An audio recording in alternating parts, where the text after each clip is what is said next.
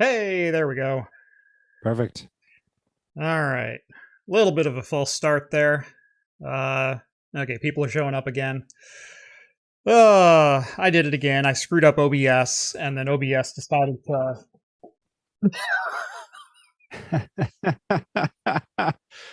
Rambo had an Amazon bag on his head. He Oh, jumped into a box head first with an Amazon bag in it and got one of the bubble wrap Amazon bags up over his head and his shoulders. yeah. And so he just started shaking violently, and he knocked over a bottle that I have sitting down there, and knocked over a box full of packing peanuts, and spread everything all over the place. Awesome. I Thanks, Rambo. I needed a good laugh. Anyway, yeah, I screwed OBS settings up, and then YouTube decided to and I'm just gonna end your stream now. Yeah, Yeah. that's a show. Hey, have a nice night, everyone. We did it. Yay! I've tried nothing, and I'm all out of ideas. Anyway, welcome to Talking Heads, everyone. Episode 202. Your once weekly live show for the latest in beer and tech news. I'm Jeff.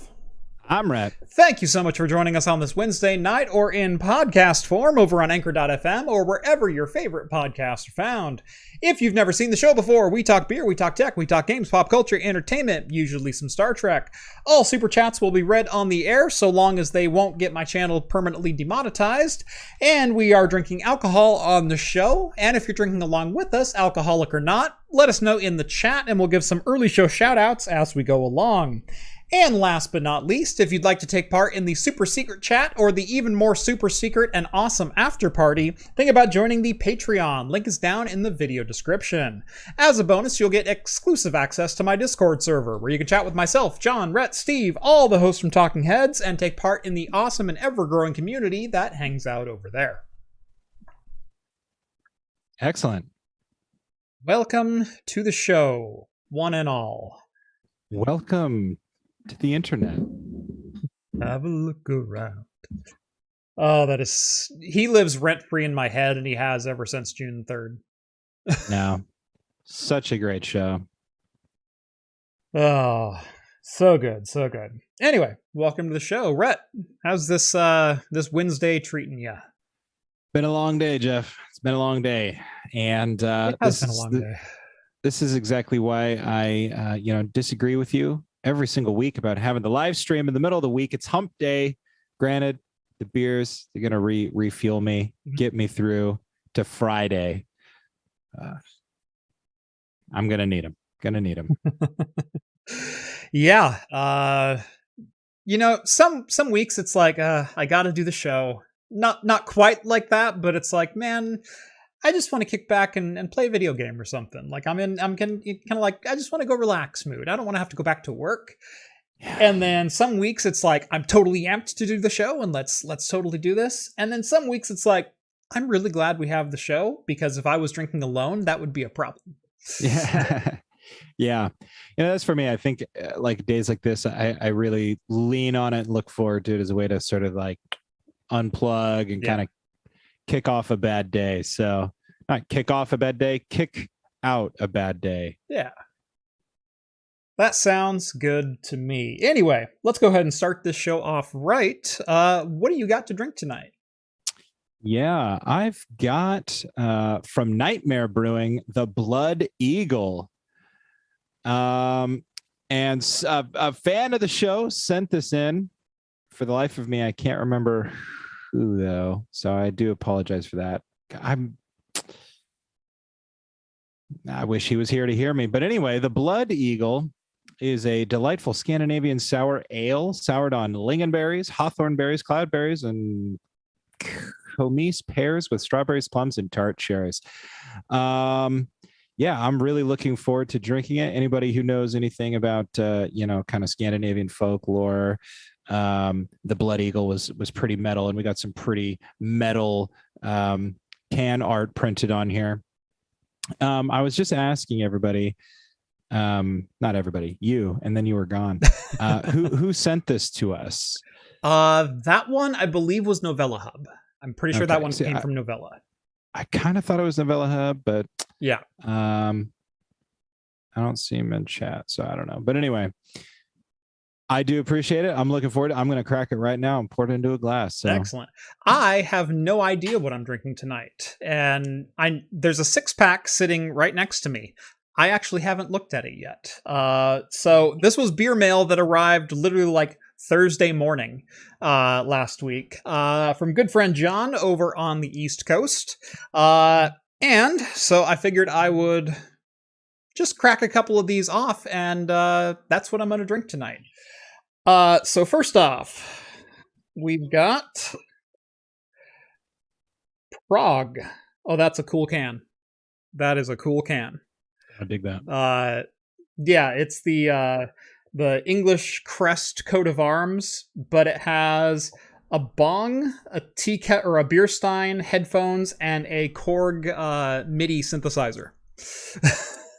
It's called Prague. That is from Single Cut Brewery. Double dry hop IPA, 7.7%. Next up, we've got also from Single Cut, Fuzzbox. Oh, I like that. Yeah. So we got like music. I am digging those.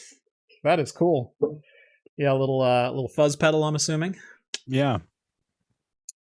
Next up, from Lord Hobo Brewing. Oh, that is an amazing brewery name. Lord Hobo Brewing, Diablo Gato, New England Double IPA. Nice. 8%. Ooh, we got a Trinity on here.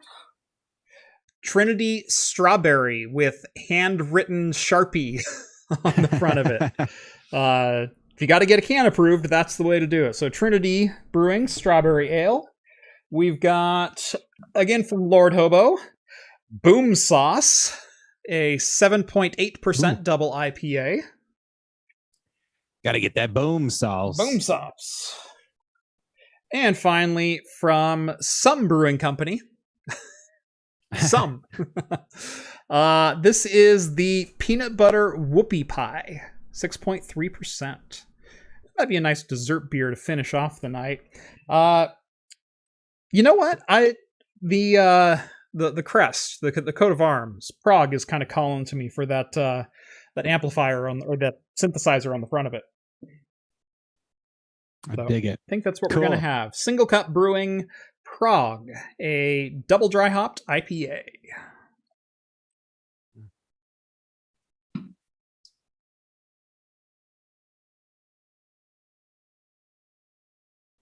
John says that's the brewery that did the notes with the guitar picks. Yeah, they were. I was talking to John about this brewery, not John from this show, John, one of my patrons, who sent over this beer about a music themed brewery and brew house. And I guess when you're getting flights, they put the notes on guitar picks for you. Oh, cool. That's pretty sweet. You know which one is which. Like, yeah.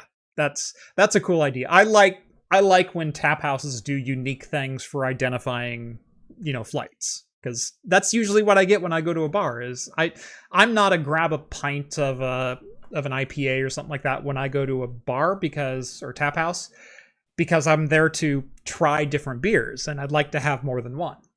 So flights, way to go! I'm telling you. Nice. Well, that is. Both of our beers ranked the same on Untapped. So there you go. 4.1. I'll let you know if that's accurate. Yeah, mine's a 4.1. Oh, now that's good. Ooh, that is really good. There's like it's a hazy IPA, but there's this center and finish on it that's very, very light and almost like lemon meringue pie. That's tasty.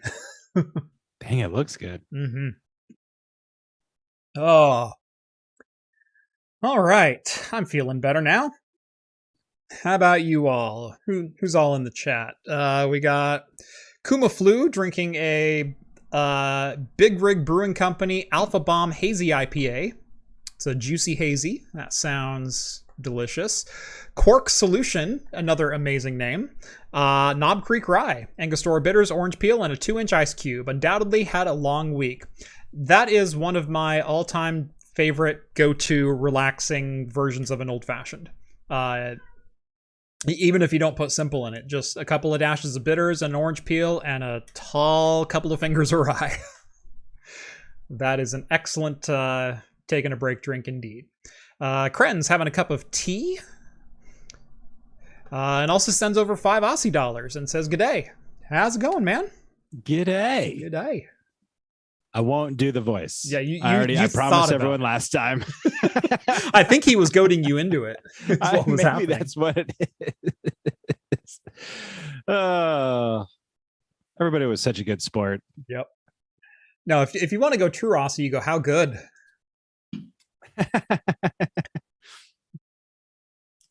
Oh, yeah. Michael Stevens drinking Alamos Malbec, an Argentinian red wine. Malbec is my go-to red. I always got to keep a bottle on the shelf. So Awesome Physics got a Jameson and ginger. Oof. That sounds really good tonight. I love a good Jameson and ginger. Yeah. Jeff knows. Yep. I turned you on to those when we went to CES because I said you go to parties, half the time it's open bar, but half of those times it's well open bar. And so your shots of Jack and Jim and your peach vodka and that's all free, whatever you want and whatever cocktails you want made with the well. But I said usually they'll have a bottle of scotch out. And so what you do is do a scotch and ginger because it's great. It's refreshing. You stay somewhat hydrated. There's not quite as much sugar in ginger, either soda or ginger beer, whatever they give you. And great, just all around sipping drink. I love it. I was put onto it. There was this Japanese restaurant. And I'm gonna butcher it, so I'm not even gonna try and say it, but it's in Eugene. Buddy. And their signature cocktail, I don't know. I guess I don't know if it's technically a cocktail, but it was whiskey and ginger concentrate. So you get like extra bite. And ever since then, man, I can't get enough ginger in my cocktails. Yeah. And the Jameson and ginger at that party, I was gonna be polite, but nobody was drinking the Jameson and nobody was drinking the ginger. Oh, that party. Right. Yeah. So I took it upon himself. I drank all the ginger beer, I think. And maybe I stole a couple of them from you, but you had most of it. I do sort of recall somebody was like, "Oh, what's that like?" And I was like, "Let me make you one before I drink them all." So if y'all ever want to, if y'all ever want to argue about, the Phantom Menace with me, you get me some Jameson and gingers, and we'll hash it out. Right, we'll go to town with it. Speaking of going to town, let's go ahead and get into today's tech news, starting with an issue on a product that I might have to deal with before too long. Apple has supposedly been hit with a pair of class action lawsuits over cracking M1 MacBook Air and MacBook Pro displays. So for those who don't know, this is Apple's latest revision of their MacBook Air and MacBook Pro 13-inch. They essentially share the same screen, just a slightly different chassis on the bottom. And that's about it. But they're all powered by Apple's M1 processor, and they all have the same specs. The issue seems to be that the displays are under so much tension or have such tight tolerances that the act of opening and closing your display, no matter how gingerly, is cracking displays. Like, people aren't dropping their laptops. They're not running them over with cars. They're just opening them as you normally would, and the displays are shattering. And on these systems, they're $500 for a new display because Apple decided the best policy would be to fuse the thinnest possible glass they could find onto a TFT IPS screen because they wanted to shave an extra 1/4 millimeter off of it. This could be, I could have the wrong story, but when I first became aware of this story the other day, it was just scrolling through Twitter, and I wish I had better credentials for this than just like a guy on Twitter, right? But he had a pretty extensive thread about how it seemed a lot of the screen cracking issues were coming because people were putting camera covers on their screens and then closing the lid, and that extra pressure from the cover was what was damaging it. I don't know if that's, I feel like, you know, a lot of people use those things when they could just use like a little ripped piece of Post-it note. Yeah, they'll go out and buy a product instead of grabbing a piece of electrical tape. Like, yeah. Right. A piece of Post-it note or a piece of painter's tape isn't going to leave any residue you have to worry about on there. So yeah, slap that bad boy over. But yeah, they get these little things, they slide them over, they close and open their laptop, and then it cracks. If that's the case, like, hey, don't do that. If you are spending this much money to get a freaking MacBook, you should just not do that. However, if this is caused by just normal, you know, wear and tear, except, you know, this is pretty unacceptable if it's just from normal use. I guess it'll be, we'll have to keep our eyes on this one. Yeah. I'll especially be keeping a close eye on this one as I own a 13-inch MacBook M1. Well, you know, I was thinking about it when I was buying one, and I thought, you know, like, and that was kind of the price point I settled on because I was totally ready to go out and buy a MacBook Pro. But I'm just like, I am not in the Apple ecosystem. Like, I have the last Apple product I bought was like a second or third generation iPod Touch, you know, like, yeah, that was the only Apple product I bought, you know, so. I've bought some Apple products over the years, let me tell you. Now, the MacBook Pro was the first Apple product I had bought in over 3 years because I was so irritated with the way they had treated me for a right to repair issue. And so I said, nope, I'm done, and switched to Android and never looked back. And have loved the transition overall. I have had no problems with the transition whatsoever. But the MacBook kind of enticed me back over. Yeah, that's kind of where I was too. I ended up getting something that was way less powerful, but had that similar form factor. So pretty pleased with it. But yeah, would have enjoyed the power of the M1 chip. The M1's pretty dope.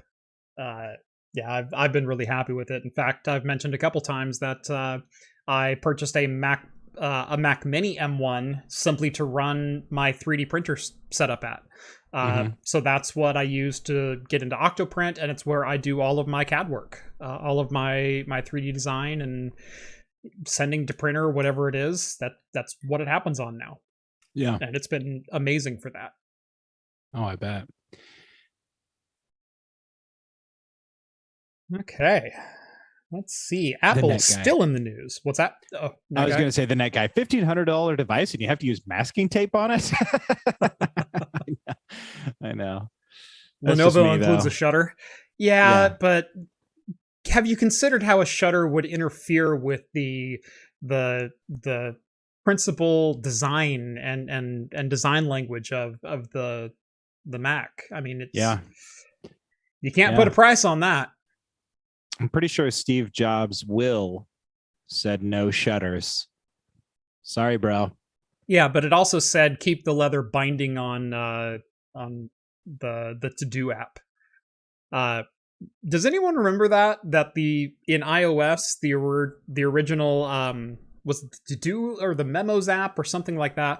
One of the apps was like a leather-bound book skin, like one of the yeah.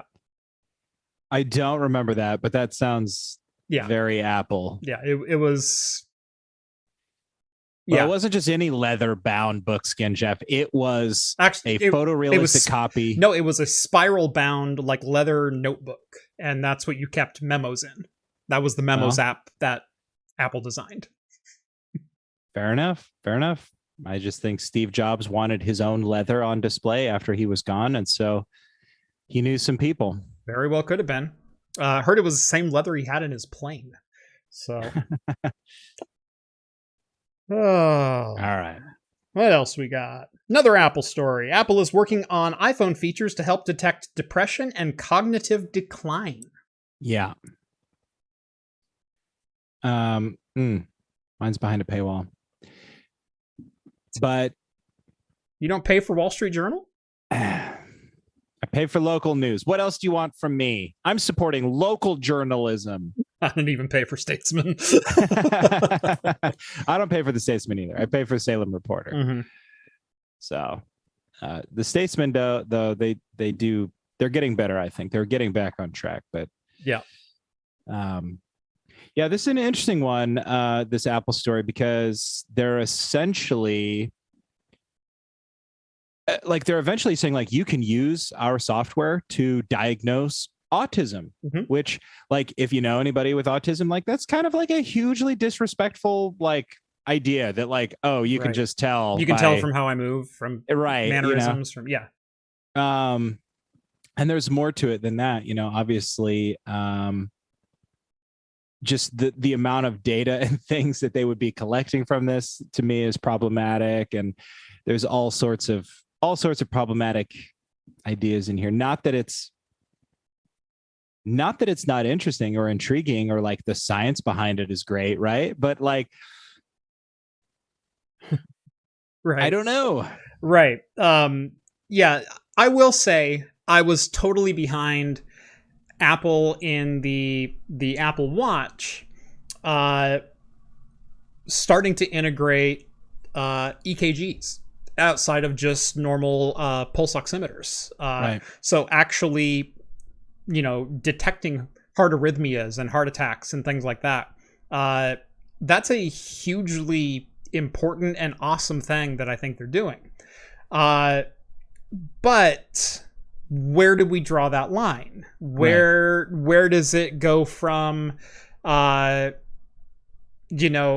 boy, I was wearing my Apple Watch and I found out I was having a heart attack and it called 911 for me. And, like, where do we go from like that dystopian future to the Jerry arriving back on Earth and Rick and Morty and them going, you seem depressed, and shoving his face full of pills. And he goes, I'm better now. Like, where's that line? That's the interesting idea, because I think a lot of people who are familiar with any like, mental health care, it's hugely unethical for a person to diagnose, like a doctor to diagnose someone without speaking to them, without seeing them in person. Like that was like the big deal, like in, not the big deal, but in politics, 4 or 5 years ago, people were saying like, yeah, we can't diagnose a politician with like narcissism over Twitter. We can't diagnose somebody. Well, I think we can now. Well, like, yeah, hindsight's a gift, it's 2020, but, but, there is the question and whether or not we actually can or not, like, it's this question of like ethics and morality. And it's like, okay, this is a computer algorithm snapping a photo of your face or tracking your eye movements while you're reading the Wall Street Journal, and it's saying you're depressed or you're a narcissist or you have early onset dementia or something, which I'm sure there are a lot of telltale physical signs and things like this. But I'm interested to see where the science goes. I'm interested to hear how they might implement it. Yeah. And to be clear, this isn't just an Apple project. This is a collaboration between Biogen, which is a pharmaceutical company, and which studies depression and anxiety and mental illnesses and mental unwellness. Also with the University of California as well as UCLA. So this is actually kind of a cool thing that they're looking into. But again, I have to question, ethics, morality? Where is Right. that line between Robin Williams in Bicentennial Man and Terminator? You know, Right. where do we draw that? Right. Well, and that's When the do the interesting three thing. laws kick in? Right. Right. I know they should have kicked in already. That's kind of the interesting thing, right? Because the sheer amount of people that are carrying these products in their pockets means that the scope of some of these types of projects and the acceleration which they can move is just unprecedented. Like that was what was kind of an interesting and neat idea when they were looking at like, hey, how can we track the spread of certain illnesses, especially a year ago, Contact 18 months tracing, ago, right.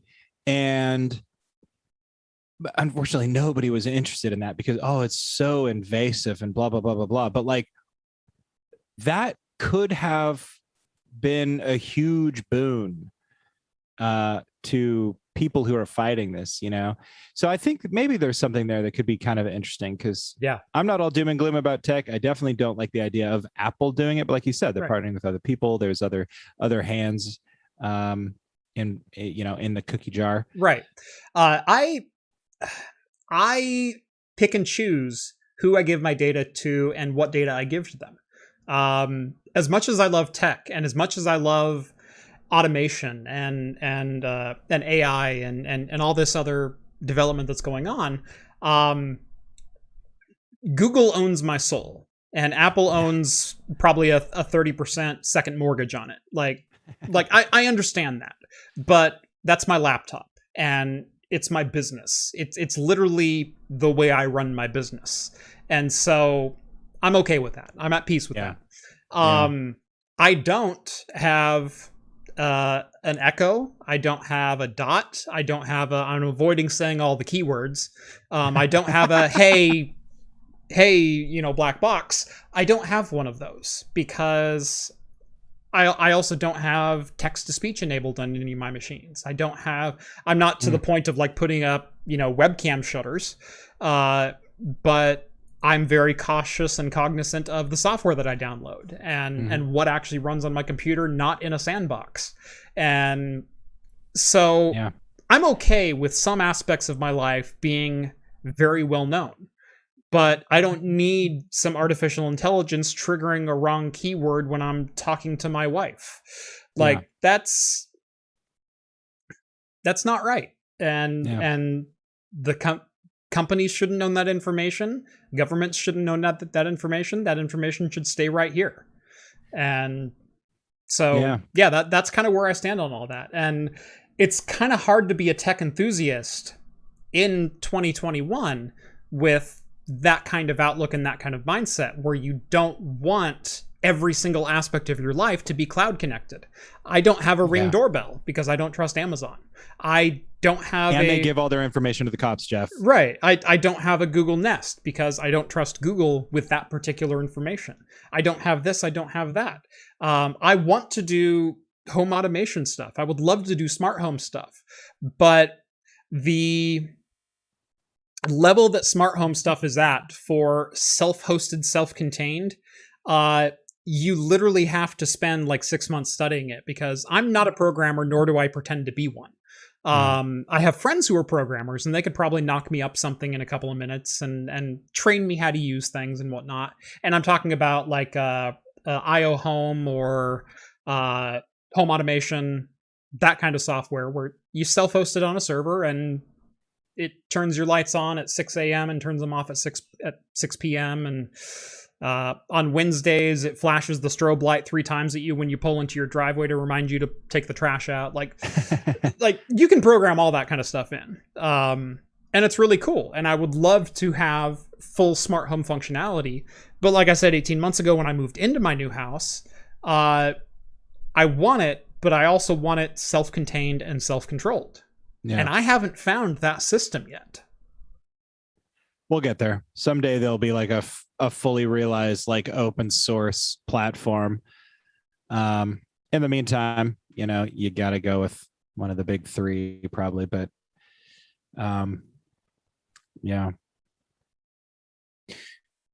Anyways. Yeah. Next up.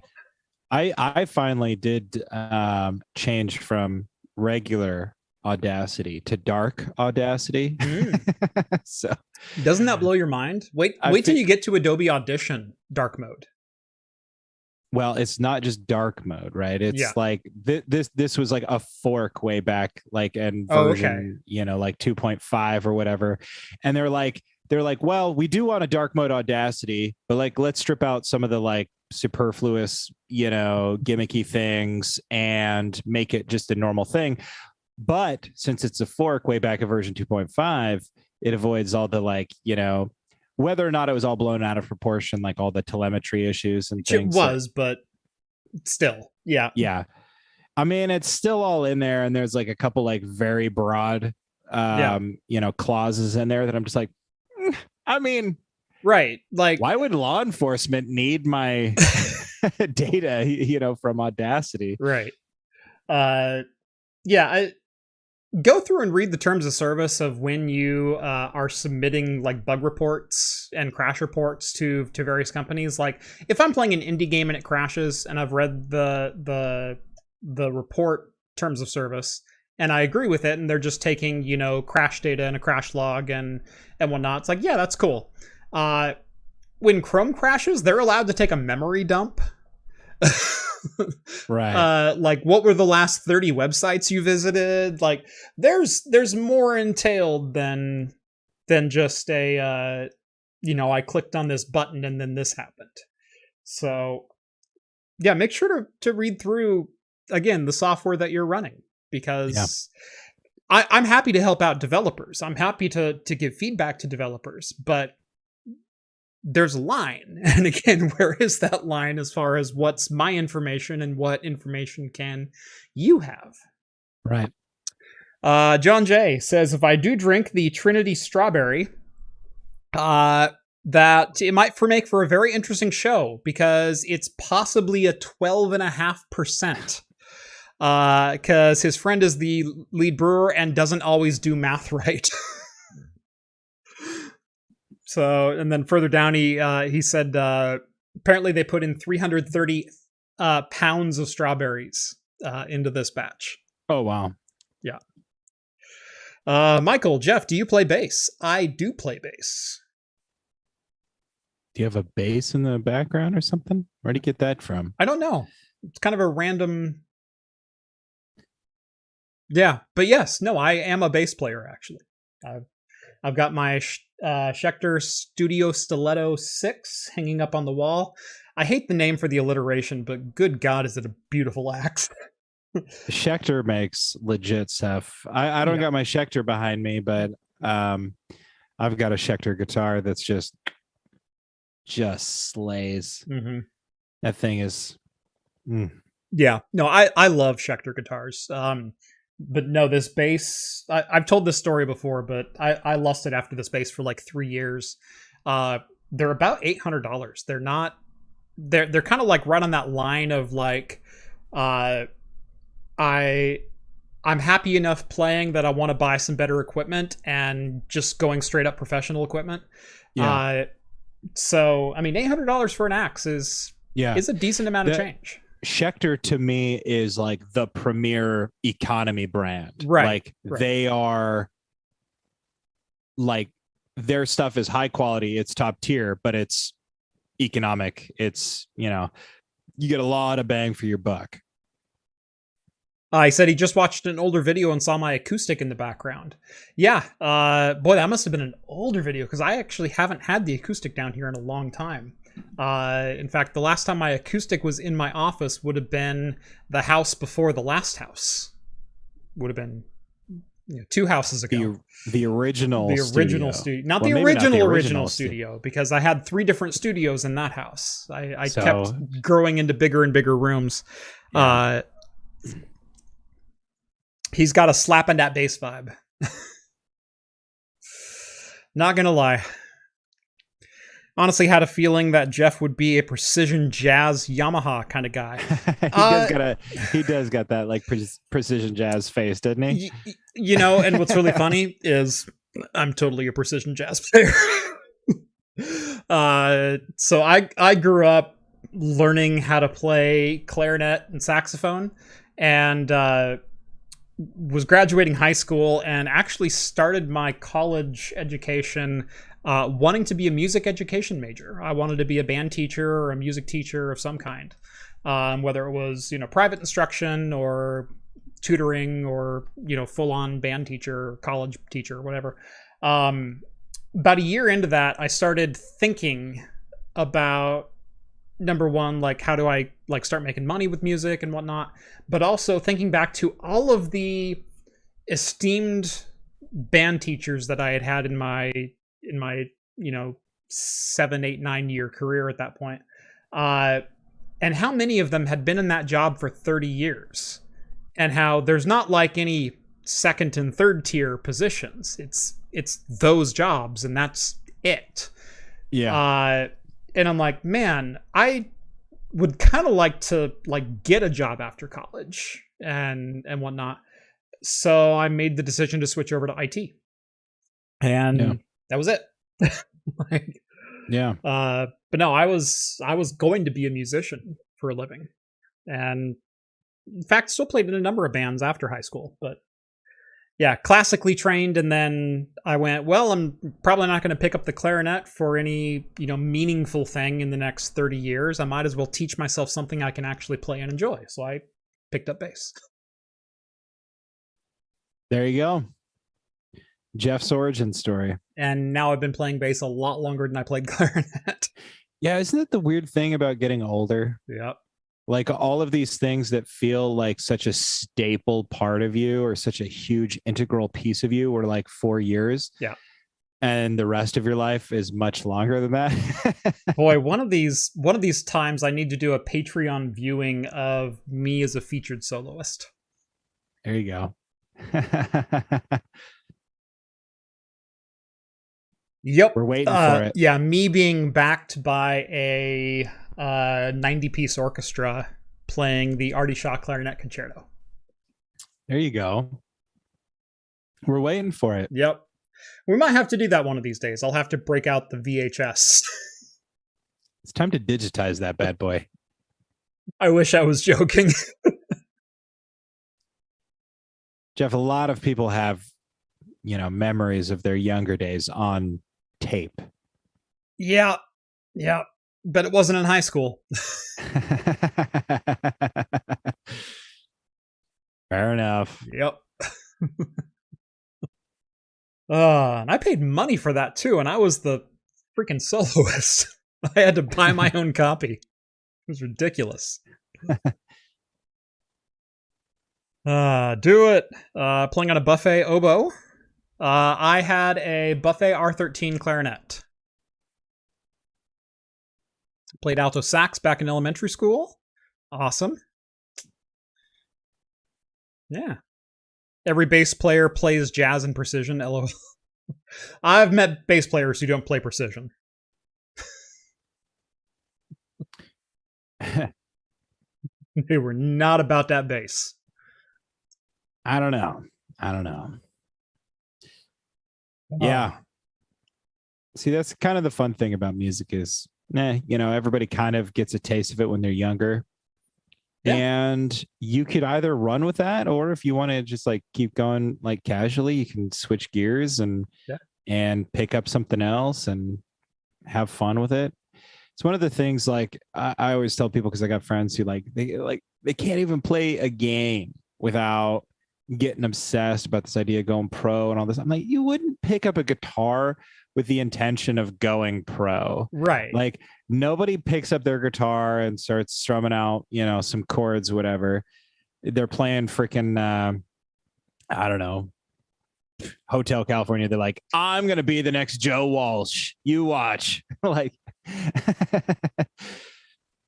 that's kind of what's fun about music in some ways, is that I think people going, I'm gonna be the next Pantera. The problem with Pantera is Pantera. Yeah, exactly. But that's one of the fun things about it, is I think it is one of like the last hobbies in like this like TikTok world where you don't have to be, the next Dimebag Darrell. You could just have fun and play. Yeah. So, but yes, I am a bass player. And that's a great segue to today's video sponsor, Linode. Let's see if I can click on the right one this time. Hey, there we go. Today's episode of Talking Heads is brought to you by Linode. If you've ever wanted to host your own servers, whether it be for home or business use, but don't have the resources or time to invest into hardware, power, cooling, and even space, why not let Linode host them for you? If it runs on Linux, it'll run on Linode. That includes the software from most of the tutorials on my channel, like how to run your own ad-blocking recursive DNS server, VPN gateways, your own cloud-based Plex server, and more.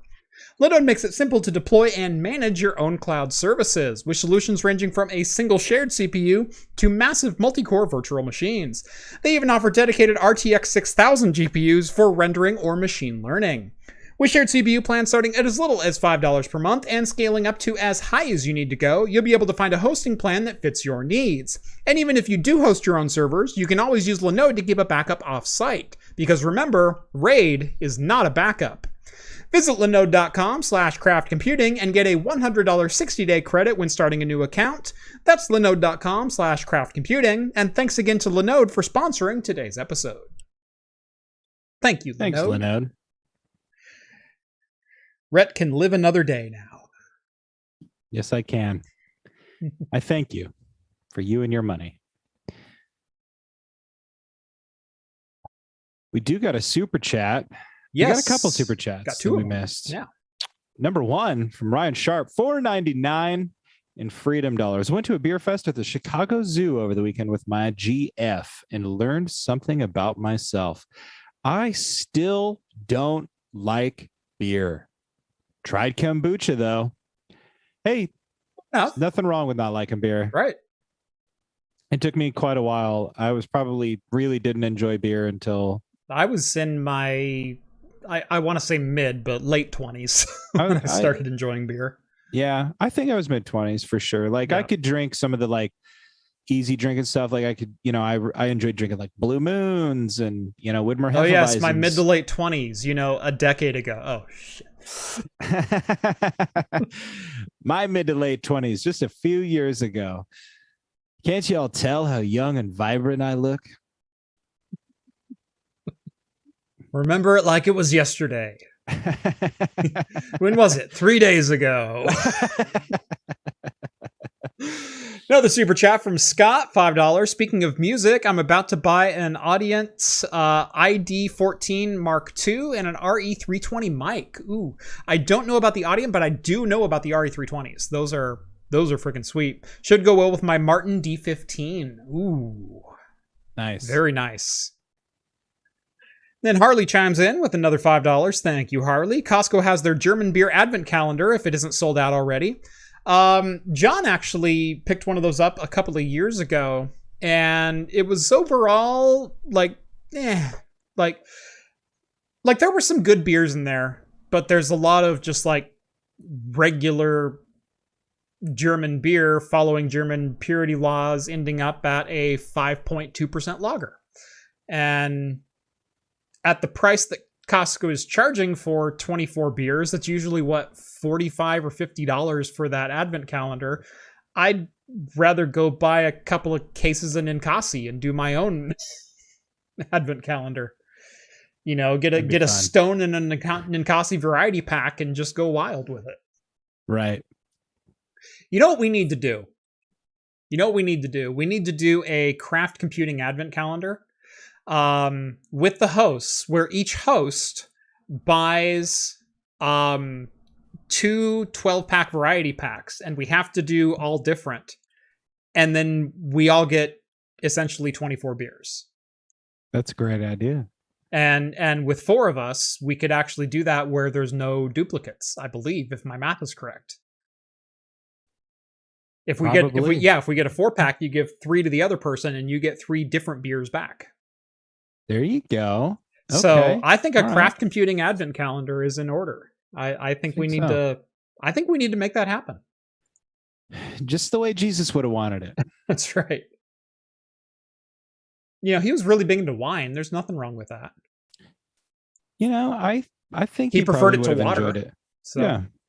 He seemed like a pretty chill dude. He was just like, yo, just be chill, you know? Chill. Be good, yo. He had a way with words. He was way elegant. smoother than I am.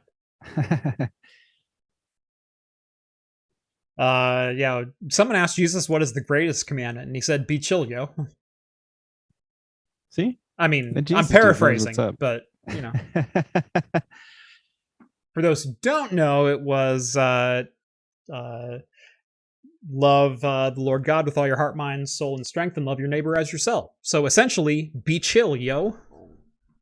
Yeah, but like love the Lord God with all your heart and strength. Like that's not very chill. Heart, mind, soul, and strength.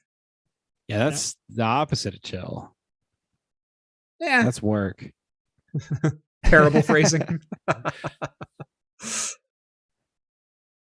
We probably we do got another super chat, but then we probably got to get to this Chinese story over here. I got Harley. That was the Costco chat about the German beers. Yeah, that led us to the Advent calendar. Oh, he literally, yeah, you're ahead of me apparently. Oh, finally. Just the way I like it. Make a calendar with 12 GPUs and provocative poses. Oh, can I get one spun out by January? I bet I could. Yeah, probably. Why not? I bet I could. And they get racier and racier as they go along. Like I get some dual fan models, and you know, like one of the fans is removed. And that's too risque. Yeah, that's too risque. I end with like one of my Tesla dual GPUs, just completely bare PCB. That's Miss November. She's bad. Thou must beeth chill. Yeah. Be chill, yo. All right. Well, I'm at the end of my can. How you doing on your beverage over there, my friend? Oh, as somebody pointed out 15 minutes ago, you've been running dry. Beer number 2. Yeah, you know, just all right. You know, be chill, yo. You can press the issue a little bit. I'm not going to be offended.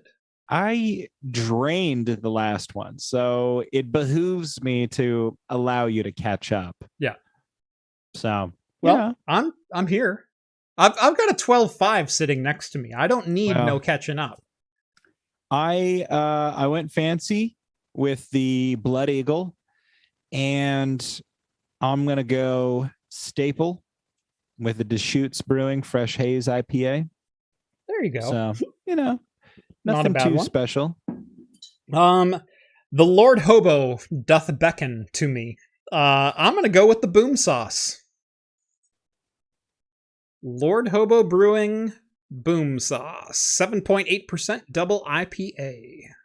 And the Lord Hobo did declare, be chill, yo. Be chill, yo. I think I need to make that shirt. We've been talking about shirt ideas. I think just be chill, yo. That's a pretty good one. That's a good one. With just like a real nice fan on it. Yeah. Or just like a real sexy water block. Yeah. Be chill, oh, yo. Yeah. No, that's perfect. Get like a monoblock picture on there. Be chill, yo. See? Papa knows what's up. I think that might be a product. You know what else I think is going to be a product? The whole buffalo. That's got to be a thing. I left it in there just for you. Yeah. Yeah. Oh, I had cut it all the way out, and I was like, and I was putting together, and I got to the beer roll, and I was like, oh, I put it in the beer roll just in case. Nice. I was like, there's quite the blooper coming out where I said something just off the cuff, and I literally couldn't make it through the rest of the take and started laughing and laughed for about 5 minutes straight. The funny thing is that you said it so confidently and so well, and I was like, and you said it, and my mind was just racing with like, what an evocative phrase! Like I've never heard that for like tech before. Like, right? Kudos. And then you stopped and you started laughing. You're like, I don't even know where that came from. And I was like, oh man, you shattered it. I was hoping I could keep it in there, but you went in like you know, you I made it to like and... the third of the last word and just busted up laughing and literally couldn't stop laughing for a solid 2 minutes. I was just sitting there staring at the parts in front of me on the table, just giggling. It was funny. So I had to do something with it. And, you know, I don't get too much of a chance to play around with, you know, doing fun little goofy things in Premiere all that much. So I was like, I'll mess around with it. I'm surprised you didn't take the clip of me trying 30 takes at saying the name of my motherboard.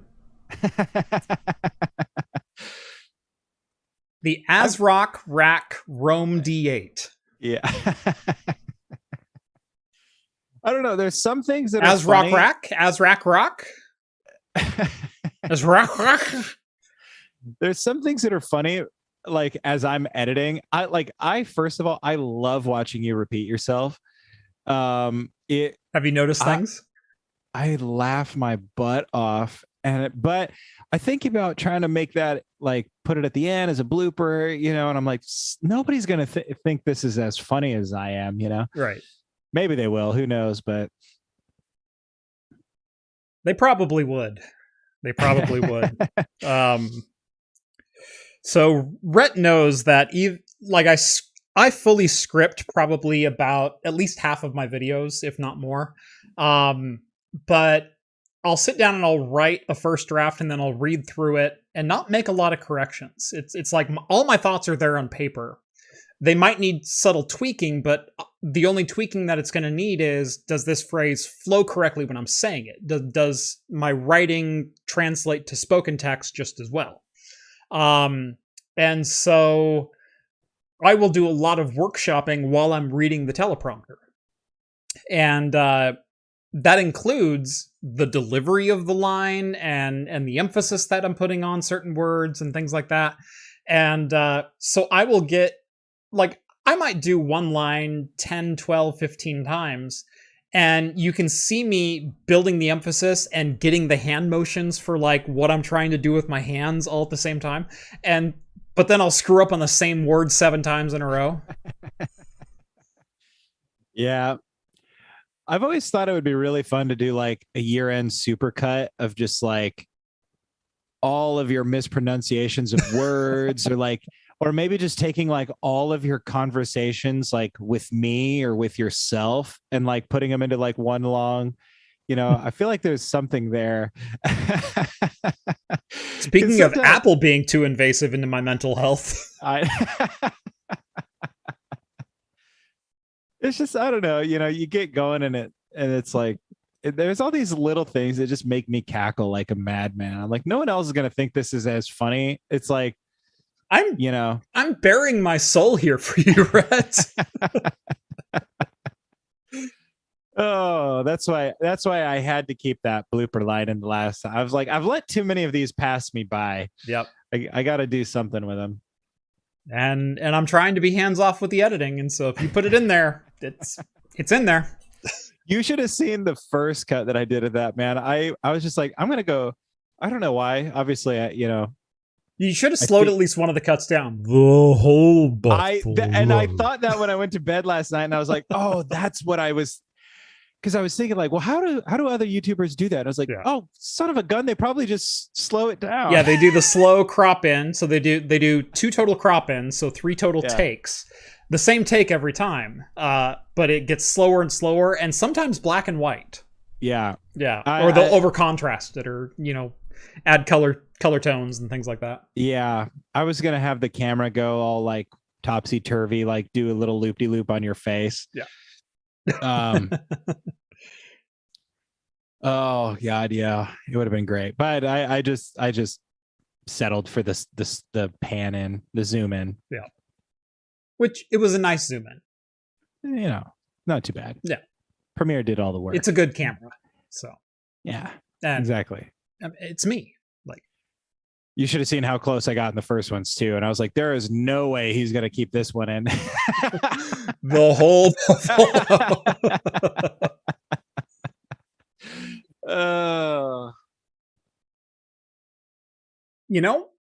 That's an interesting blend of New England style IPA and West Coast IPA. it is, I won't say crystal clear. It's a little bit murky, but you can still, there's a lot of light going through that. It is a dank hop profile like I've not tasted before.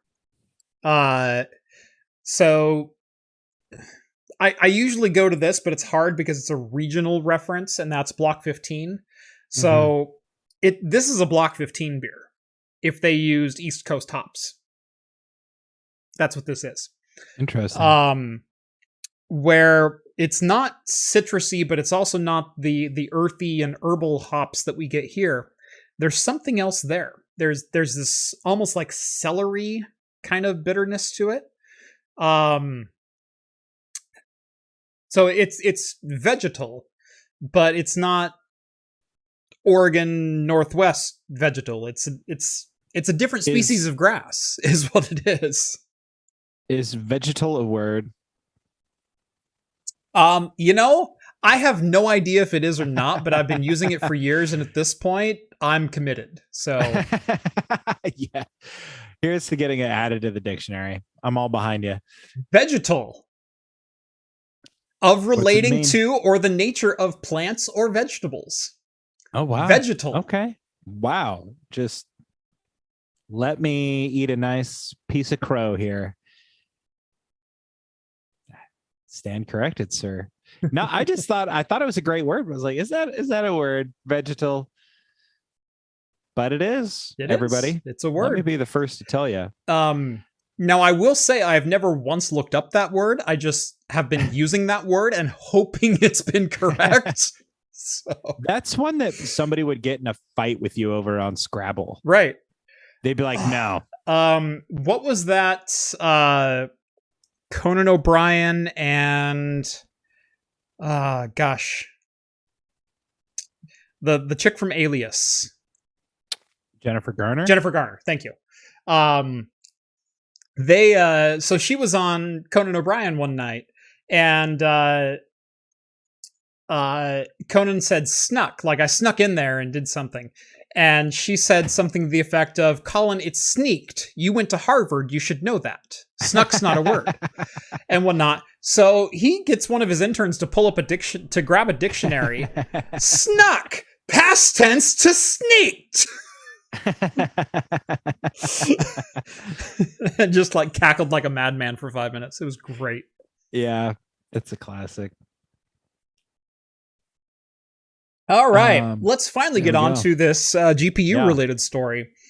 So GPU relief, I guess we could say, may be coming from a very unexpected source, and that is not from AMD, nor NVIDIA, nor crypto miners selling off their ill-gotten goods.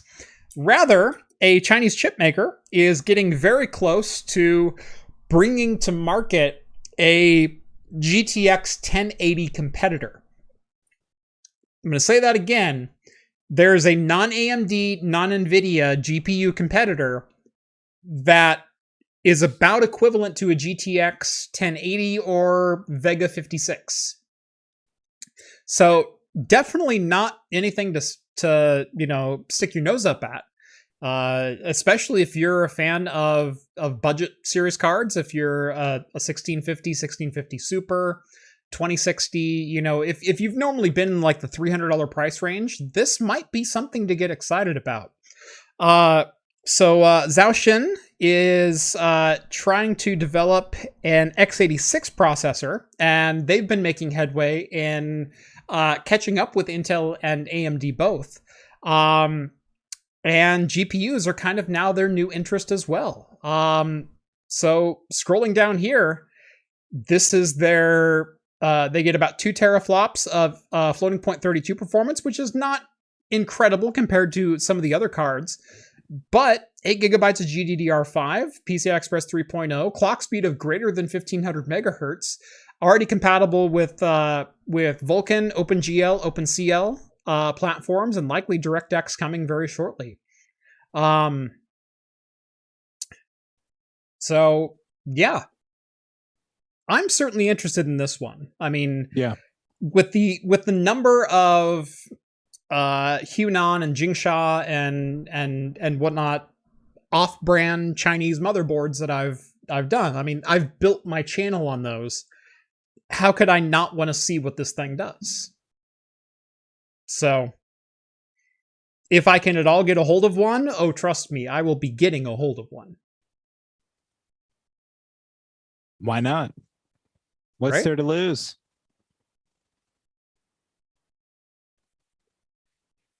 If anything, it's good for competition, at least a little bit. Yeah. Whenever there's competition, the consumer wins. We know this. That's Economics 102, I guess. Economics 101 is how to build a monopoly, and Economics 102 is how to live in a world without monopolies. Yeah. See, it's interesting. China has a way with their manufacturing of like sneaking up on you. Yeah. Like, I don't know, maybe this makes me sound like an idiot, but you know, it's like I'm kind of looking at TVs and all this sort of stuff, and I got gifted a TV, and it's this brand I'd never heard of, right? TCL. And I'm like, what the heck is TCL? And I start looking at TVs. I'm like, oh, TCL's everywhere. Yeah, they're a Shenzhen it's like company. Yeah. Yeah. And they got 10% of the global market share on television. Yeah. So like, how did I not hear about them until now? So TCL has traditionally been a budget brand. You'll see them at Walmart and Target and a couple other places like that. You're not going to see them in high-end magazines. You're not going to see them, you know, in they'll show up in Best Buy occasionally, mainly for Black Friday. That's where I saw them all at Black Friday. And I'm showing my age here. I said high-end magazines for some god-awful reason. Yeah. I'm reading about the latest TVs in FML. TV Monthly. Mm-hmm. Television Aficionado. Yeah. Boomer spending way too much on a sound system, Inc. Right. Actually, it wouldn't be Television Aficionado. It would be Televisionado. Televisionado?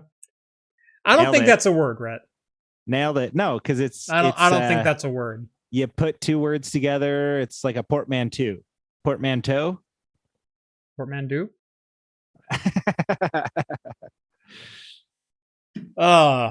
Anyway, yeah, TCL's been around for at least a decade. And they're not, by any stretch of the imagination, the best TV. No. But they deliver what they promise. They deliver, you know, 1080p and 4K screens. They deliver a decent contrast ratio. They deliver a decent brightness. They're not going to shock the world with screen quality, but neither are anything less than the cream of the crop. You know, your LGs, your Samsungs, and so on. And so, yeah, for companies like Insignia and TCL, and you can even throw Vizio into that mix, because 15 years ago, what the hell was Vizio?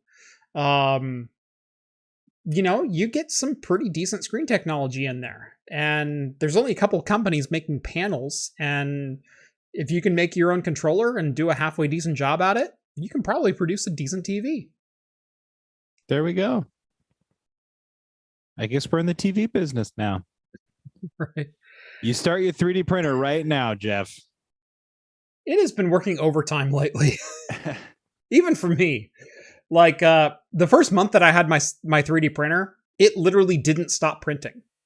Night, day, whatever. Like I got my printer, I got it assembled. It took me about 10 hours to assemble in total over 2 days. Got my gummy bears worth out of it. And my first print was a Benchy.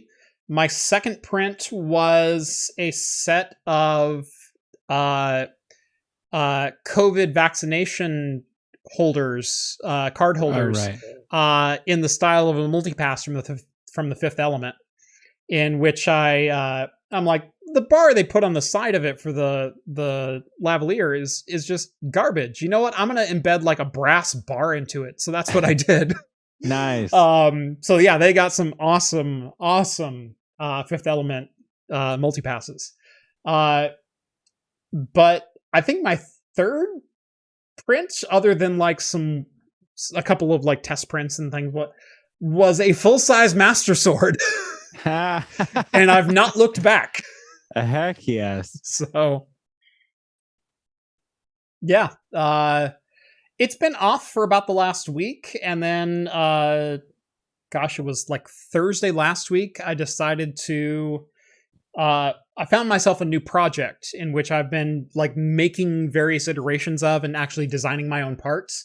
And that has been a heck of a lot of fun. And that video is coming up in probably about a week, maybe a week and a half's time. So make sure you're subscribed if you want to see how badly I can butcher a dual GPU video card with a 3D printer. Ooh, Andrew with a great question. $5. Thank you, Andrew, by the way. Thoughts about Linus using an Epic class server with 90 terabytes in NVMe SSDs for his Plex server? That sounds like a job for an i3 spinning Rust and a P400. While you're not wrong, what exactly did that hardware cost him? Yeah, exactly. That's my question. I'll counter you with this. My daily driver stack of virtual machines that I have on in my rack is Plex. That's the main one. Hold on. You know what? I'll pull up my list. I'll pull up my list right now, and I will read you everything that is turned on right this moment in my 32-core Epic virtualization box. You know, the thing is, too, is, you know, like you said, what does it cost Linus? I mean, these are probably, as Jeff would say, spare parts to Linus. And, well, they like to use the whole buffalo and not let anything go to waste. If you have the parts, why not? So here is what is running in my virtualization server right now. I'm running my TrueNAS server in virtualization, because I moved that over to virtualized. I'm running a Pi-hole server. I'm running a Pop! OS desktop for times that I need a Linux desktop on demand. I'm running a VPN server for reasons. I'm running my Plex server with PCI Express pass-through. I have a Minecraft server running for my family and kids and stuff like that. I have my Windows deployment server. And that's it. Those are my 6. Like, that's it. And I've got 32 cores and 256 gigs of RAM devoted to that. Oh, and by the way, that doesn't include the 64-core Epic server that's sitting right below it. So, now while I don't have 90 terabytes of NVMe, I did add 14 terabytes of SATA SSD to my server like 3 days ago. And you'll be seeing that like tomorrow morning. So, if he's got the hardware, why not? That's always been my thing. Yeah. There's always more you can do with the hardware. Now, is the question, is it overkill? Yeah, it's overkill. Mm-hmm. Nobody in their right mind needs that.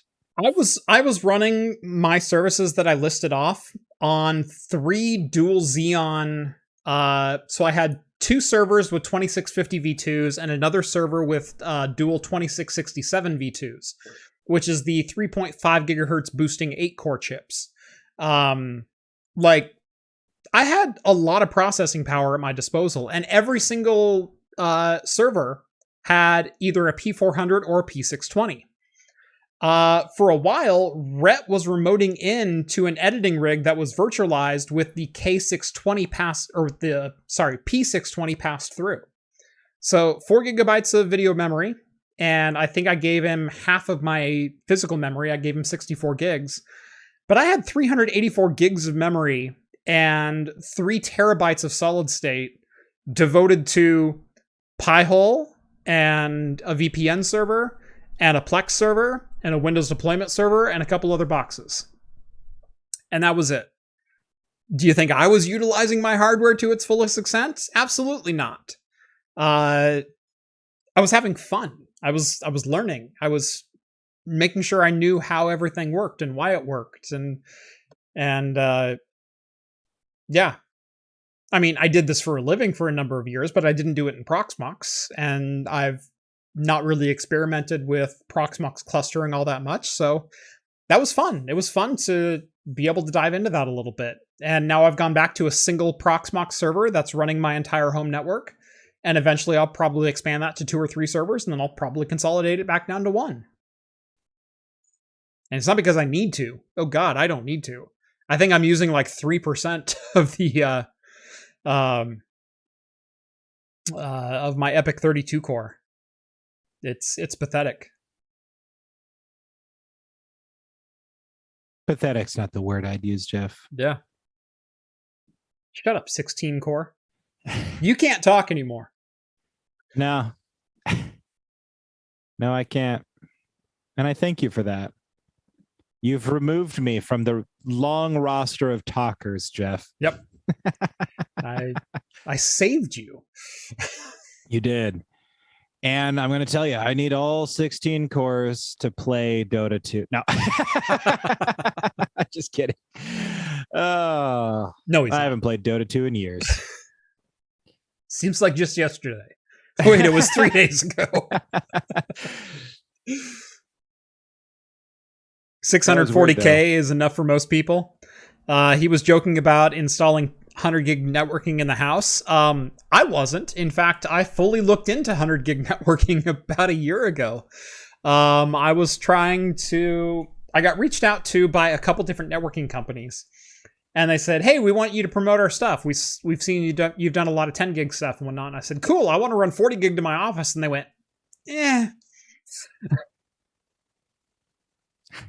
on. Yeah. I've got the audience for it. It's only $6,000 in hardware. Come on. I'll make you that in sales. Scott says, just kidding. It's Morrowind. Yeah. What's funny is I couldn't think of Morrowind fast enough. So I said Dota 2, which is, I did the math on it on my podcast a few years ago. So the math doesn't hold up, but it was like 2% of my waking life was spent playing Dota 2. Which is just a weirdly round figure for the amount of time that I've been alive. Yeah. At the not time even awake.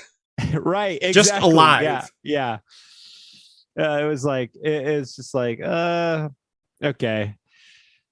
Time to do something else. So, yep. Morrowind, as much as I love it, doesn't even compare to the number of hours I've put in Dota 2. Like, Dota 2 probably easily has 10 times the amount of hours that I have in Morrowind. Yeah. Daryl says, I had to stop at 10 gigabit networking when wiring the house and couldn't come up with justification for more. Well, here's the deal. I have a multi-mode fiber link between my office here and my server rack. Right now, it's running at 10 gig. The length that fiber line could easily run 100, might even scratch away 250. And so I've got the overhead in the physical side of things. I just needed a PCI card and a switch that'll handle it. And I was good to go. I was prepared to grab a couple of NVMe 4.0 drives and stripe them together just to get that kind of throughput. Because who doesn't want that? Yeah. So hopefully one day I'll be getting up to at least 40 gig. I almost pulled the trigger on some 40 gig hardware 6 months ago, and I just didn't. It's like, I can't justify it. I can't justify it. What? Right? Were you okay? I was sober. Something happen? It's about all I can explain it with. Oh boy. It's like Bender on Futurama. You're stone freaking sober. I shouldn't make decisions when I'm stone cold sober. I don't know why. I've said this line 50 times in the last 3 weeks, but it's one of my favorites in Futurama, where he's like, well, the alcohol recharges my fuel cells, and he's like, well, why do you smoke? And he's like, because it makes me look cool. Yes. Oh, that has just been right on the top of my mind so much the last couple weeks. Oh, such a good show. All right, we do have a little bit of beer news to get to. Starting off with Sam Adams is now the official beer of inspiration for the first all-civilian spaceflight crew that will be piloting the Dragon, courtesy of SpaceX. Drinkers can bid on Jim Coach, Jim Cock, Coach. I can never. Someone want to say that one for me? I always just say cock. Yeah, right? Cock. That's what it looks like. Coach signed #1 bottle of 2021 Utopias for charity. That sounds like a bottle we need to open on this show. That'd be great. I doubt I'm going to be able to afford it. No, me neither. Yep. Available starting October 11th. The 12th biennial edition of Utopias was finished on 2,000 pounds of cherries, including Michigan Balaton cherries, to bring a slight sweetness and touch of tart flavor to this 28% ABV variety. We're going to need to drive to Vancouver to pick that up. That's not too far. Yeah. And I've got time now. I mean, that's what's cool. That's true. Basically, this article is about the Sam Adams Utopia with a slight mention that it's also the official beer of the Inspiration 4, which is the first all-civilian crew of the Dragon capsule. Yeah, they just docked like yesterday, the day before. Yeah. Cracked open a keg there on the station and cook. No, it's Coke. Everybody's saying Coke. Coke. One guy said Coke. Yeah. But I stand by mine. I stand by it. Y'all want to, you know what? Get your own camera, get your own microphone. I'll stand by it. You know what? I respect that about you. Yeah, because no matter how wrong I am, I'm going to stand right by it. You know what I wouldn't respect about you? Putting up PBR advertising in your house. I think that's where I draw the line. So Pabst Blue Ribbon, yes, that Pabst Blue Ribbon will pay you to put up advertisements for Pabst Blue Ribbon in your house. Dude, if they gave me like a neon light, I would hang that behind me every freaking Wednesday night. That'd be dope.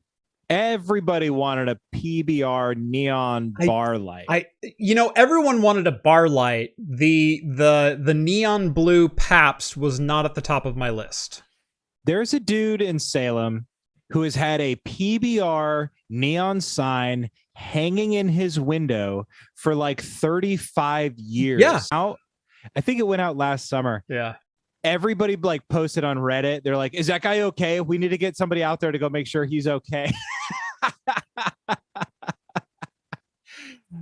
I lived right down the street from this dude for years, and everywhere I went, because he was right by my bus stop, everywhere I went, I could see his light in the window. That would be dope. I want to be that guy. Yeah.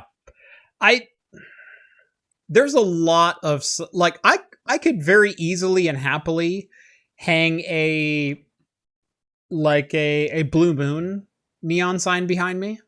I'd be okay with that. What do you got against PBR? Look, all of it. You don't have to like the beer, right? I'm not a freaking PBR fanboy, right? Like, I can't even remember the last time I drank a PBR. And look, I get it. And you're going to be like, okay, Rhett, but you're the guy that likes Rainier. And that's just a different story. I wasn't even going to go there.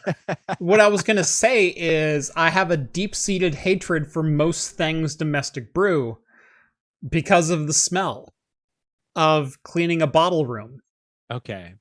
I smell that smell, and I'm right back there.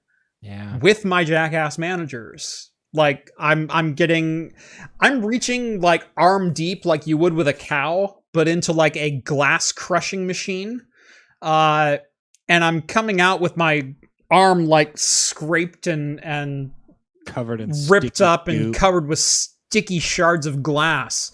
And my manager going, is the machine back up and running yet? We have like 38 cents to make. And that smell just comes rushing back. And those memories come rushing back, and okay. I just don't know. Well, Yeah. It's Jeff, a little bit of PTSD for me. That's what. And oddly enough, not I got so blackout drunk on PBR story. Like that's usually the reason for the alcohol. Like I avoid that. Like tequila. Man, if you got drunk on PBR, you'd be a PBR fan. You're probably not wrong. If you're not blackout drunk on PBR, you would have a neon sign behind you right now. The problem is it takes this space for sale. Yeah. Okay. Honestly, as craft computing bullshit manager, I'm gonna go ahead and I'm gonna fill out an application for PBR so we can get that spot. No, I need you to get me one of Ninkasi's gold records. I can do it. I want one of Ninkasi's gold records. When we build the new studio, I want one in that office. Yeah, I'm going to do it. I'm not asking you, I'm telling you. No, it's going to happen. Jeff, I've never failed at anything in my life. Look at me. Look where I am. I cannot dispute that.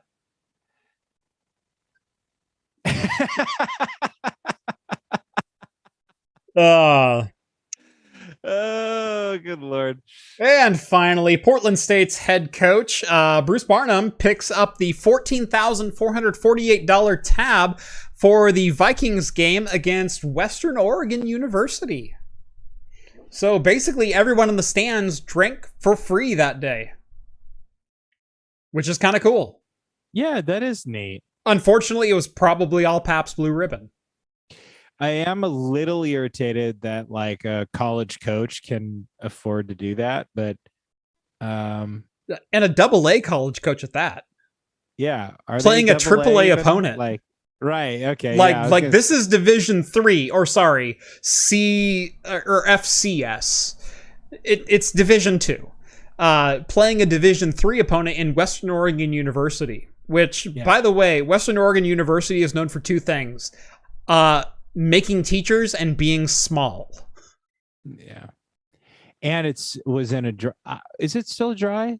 Is that town still dry? No. I think like as of 2012 or 2015 or something, it's not. But no, it's not dry anymore. Right. But it was since like Prohibition.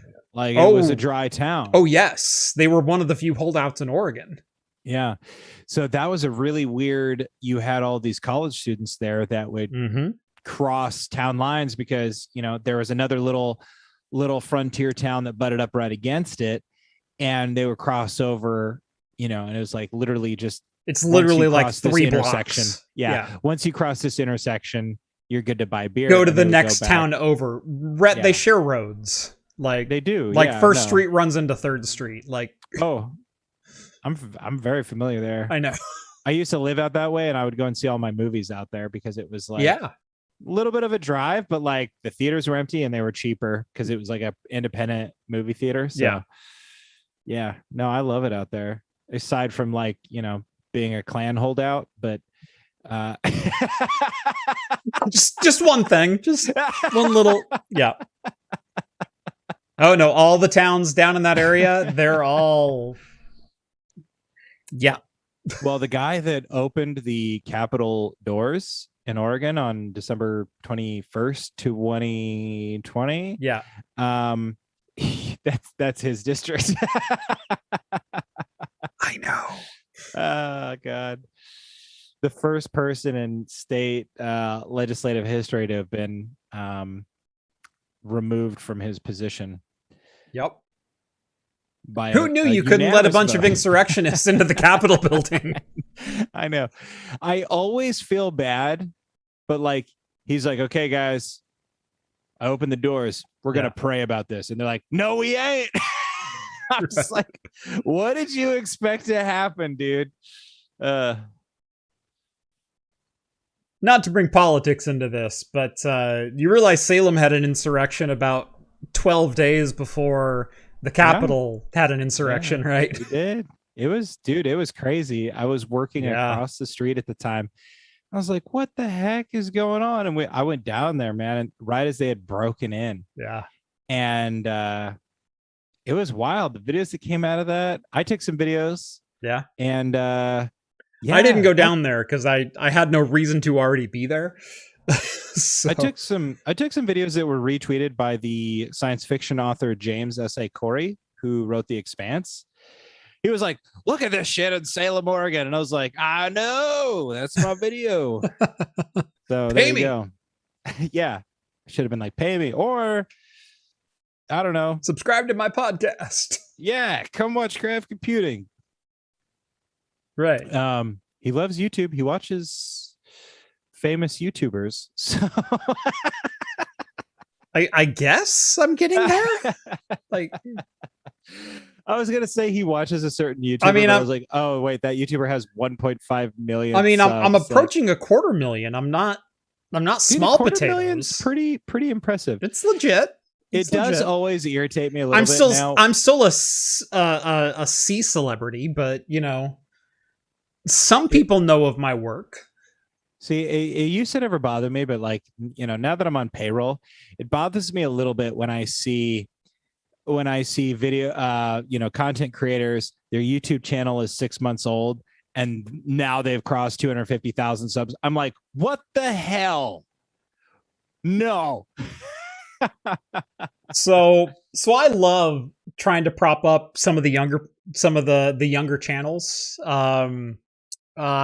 My Cosnist, I believe is how you say that. I've been digging a lot of his stuff lately. Basically, like a man after my own heart, doing a bunch of Chinese X79 content and diving even deeper into it than I did. Like he's got like 16 or 18,000 subscribers, and dude puts out pretty solid content. And whatnot. It's like, that's cool. I love that kind of stuff. And some of the smaller 3D printing channels and some of the like handheld review, like gaming centric, like Ambernet clones and stuff like that. Like totally. Like I'm all on board for stuff like that. Like Retro Game Core has like 75,000 subscribers. I watch them all the time.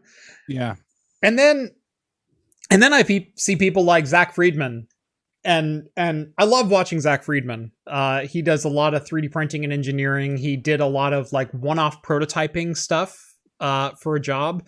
And then when 2020 hit, no one wanted to spend money on new things anymore. He goes, oh, I better figure out a way to make some income still. And so he started a YouTube channel and already has like 270,000 subscribers. Like just up and past me in less than a year. It's like, what the hell, man? Yeah. I thought we were friends.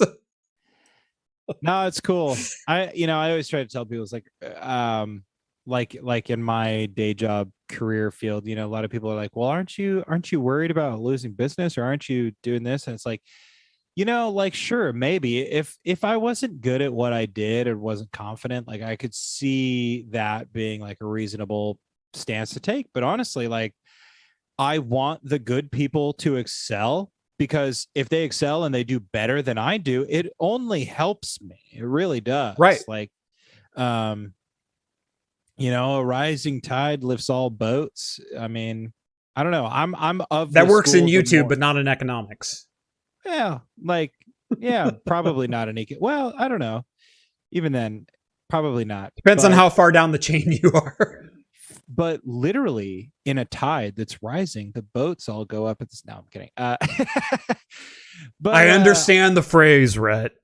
I've always subscribed to the more the merrier school of thought. Yes. Like, you know, I remember being in a band, you know, 10 years ago, and I was just like, I'm not out here to sabotage anybody. I'm not here to do anything. Like, any band that I think is cool that I can help get a spot on a show, or any person I can help get a spot on a band, or do this, that, or the other thing, or anybody I can help get paid, like, I'm gonna do it. Like, it doesn't matter. Like, I don't want to hold out anybody, because maybe that artist or that content creator or this worker, like, maybe I don't gel with them now, but then I give them the chance, and 2 years from now they blossom into something like cool and new and unique, like something I could never and maybe do. You're working like, for them. Like, right, exactly. Maybe I'm working for them. Exactly. But that's the other thing. Like, if it's something if they grow into something unique, like, and they excel at that, like, that's not ever going to be something that I can do either, you know? Right.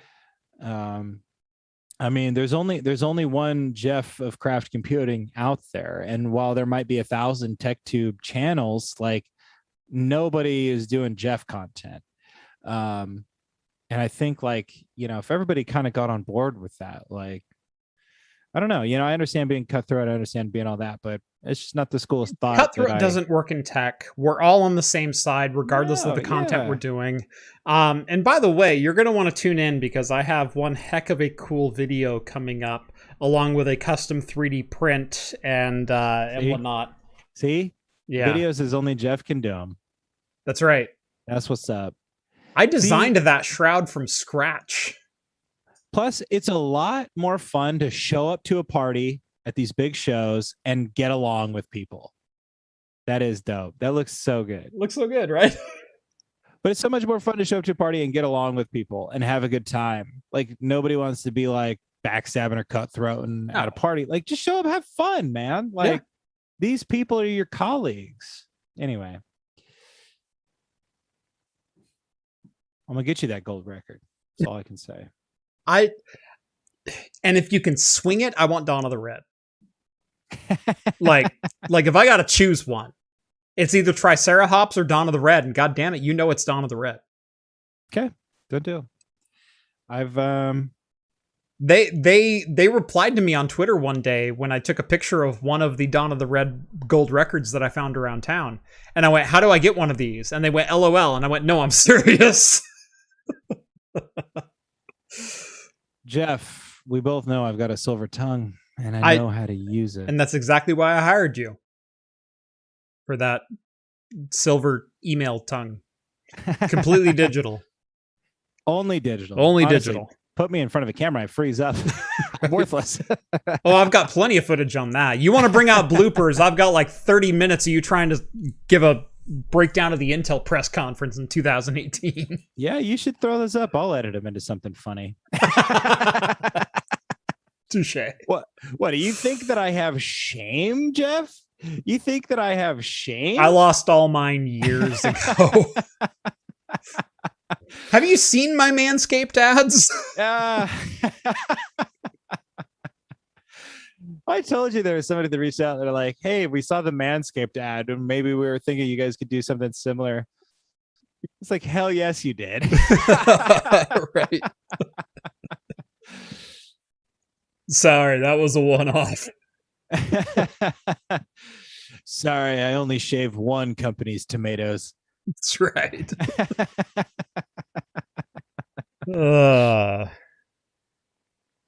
My office smelled like dill for a week. It's worse things. It's totally worth it. The number of times I've had to set up a camera pointed into my bathroom and my wife goes, "What are you doing?" And I said, "Never mind. Don't worry about it. I'm making money, okay?" It's at least twice for Manscaped.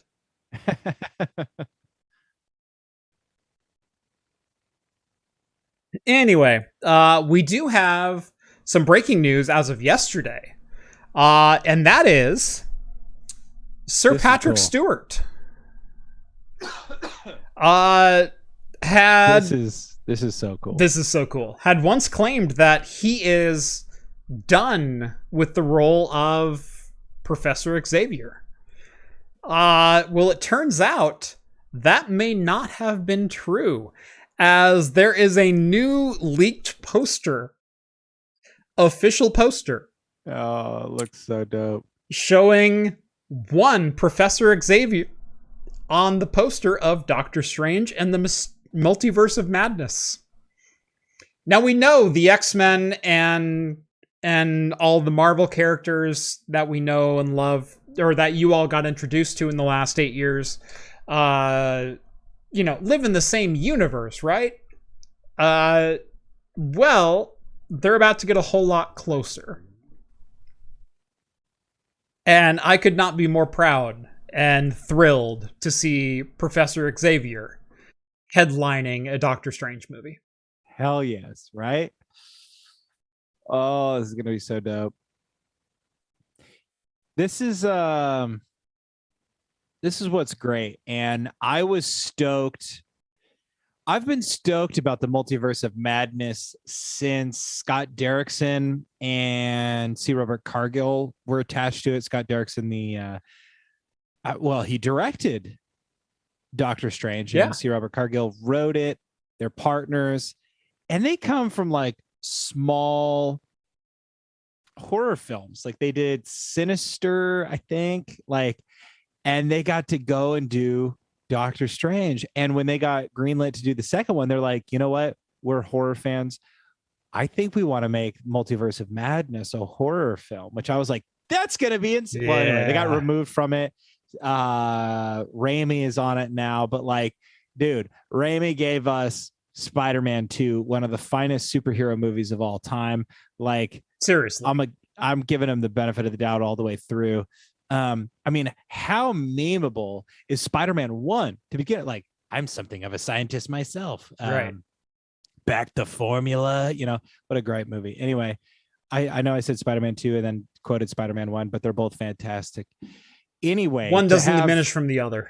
Right, exactly. So to have Raimi doing this one, but only in that order. To like to bring in like one of the stars of that era of superhero movies. Yeah. Because like X-Men and X2, chef's kiss. Oh, you know? So good. So good. And first of all, it's no secret, I love Doctor Strange. He's always been one of my favorites. And the film, amazing. Watching him in Avengers, amazing. His freaking role in the new Spider-Man trailer, amazing. Dude, I'm all for it. So you're going to tell me that Professor X is coming in here? He's going to wheel up in his wheelchair and they're going to like duke it out with some freaking, you know, awesome villain that only, you know, Doctor Strange can beat with some awesome, you know, game or trick or, oh, it's going to be so dope. I can't wait. John is trying to get me to open the Trinity Strawberry Ale. Because my glass is dry. I'm not going to lie, I thought about it, but I'm going to try to be somewhat responsible tonight. I'm going to try. No, just... So a couple of people are chiming in. Doesn't that just look like a Photoshop from existing footage? No, I will say it does not at all. I don't remember Professor Xavier wearing that particular outfit, whether it be in Days of Future Past or X1 through 3 or any of the other number of films that he was in as Professor Xavier. Also, it is Professor Xavier. It is not Professor Xavier. It's Xavier. The name's always Xavier. Does anybody say the name Xavier? I have no idea, but it's always Xavier. Yeah. The people I know in real life named Xavier go by Xavier. Right. Not gonna lie, that's currently on top of the leaderboard for names come December. So yeah, absolutely. It's a good name. It's already up there, man. It's gonna be dope. I'm not gonna lie, like obviously I've always loved Patrick Stewart, always loved him as Professor X, but like, dude, his role in Logan, so sick. And so this like resurgence that he's having of like visiting some of these roles, like I'm all there. I loved him in Logan. Like he was phenomenal as Professor X anyway. Yeah. In Logan, he was otherworldly. He was so good in that role. And while I may not have been the biggest fan of Star Trek Picard, I was still very much a fan of Star Trek Picard. I liked the direction that they went. I liked the story that they told. I think it could have been in 4 episodes instead of 10. And I've said that before. I think it could have been in maybe 6 episodes instead of 10. A lot of shows these days. But I'm not at all disappointed with the overall direction and the story and everything else that went into that show. And Patrick was great throughout it. There was never a moment I didn't go, he's just cash, or I went, he's just cashing a paycheck. He's not actually Jean-Luc Picard. It's like, no, it's friggin' Jean-Luc Picard. Kren, ring ring, the Trinity is calling. I can't. Yep. Just can't.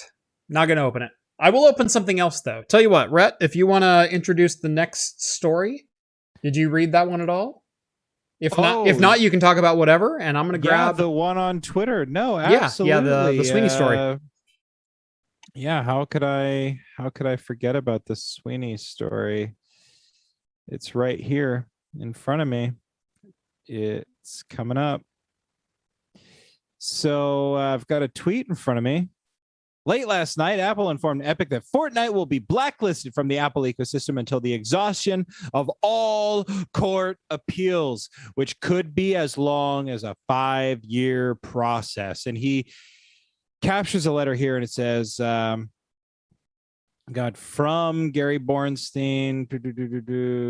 Dear Gary, I'm responding to your recent request that Apple reinstate Epic's developer program account, which was terminated for cause last year. Epic committed an intentional breach of contract and breach of trust by concealing code from Apple and making related misrepresentations and omissions. In this decision, the court recognized that Apple had contractual rights to act as it did and merely enforce those rights. Blah, blah, blah, blah, blah, blah, blah, blah, blah, blah. Following that decision, Mr. Sweeney has publicly said that Epic, quote, wouldn't trade an alternative payment system, a way to get Fortnite back on iOS. In light of this and other statements since the court's decision, coupled with Epic's duplicitous conduct in the past, Apple has exercised its discretion not to reinstate Epic's developer program at this time. Furthermore, Apple will not consider any further requests for reinstatement until the district court's judgment becomes final and non-appealable. So yeah, it sounds like they're kind of going back on what they said and what we've been seeing. Yeah.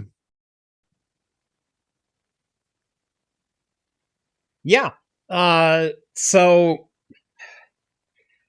the most interesting take I heard on this entire lawsuit was probably by Linus, that Apple won and lost, and Epic won, and they also lost. Like, this was literally the best and worst outcome for both companies because of the injunctions that took place, because of the,